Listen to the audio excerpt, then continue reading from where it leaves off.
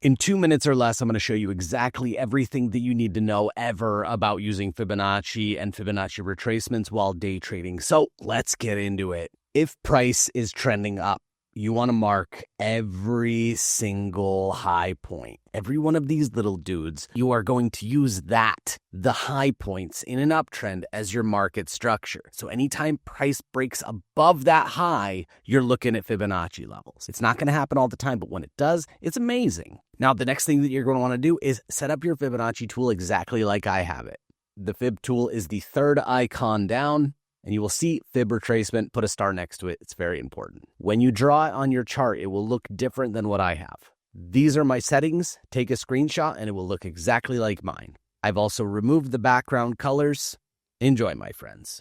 Now, once you have it set up, go back to those high points that you marked in your uptrend. If a high is broken and a candle has closed above that high, then a retracement starts. Draw up your Fib zone from the bottom to the top of the move. That means including wick from the bottom to the top. And what I want you to do is set a limit order in between the 0.5 and the 618. If it doesn't hit, that's fine. Now, we look at our new high. Price broke above it. And until we start getting a retracement, we don't draw our Fib tool.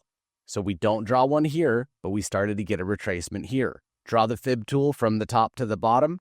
We placed a limit order here, stop loss halfway between the 618 and the 1, and your take profit is the previous high. Now, price kept going up, broke previous structure, but until you get a retracement, you don't mark these until the very top. Fib tool from the bottom to the top, limit order halfway between, stop loss set in between the 618 and the 1, take profit previous high.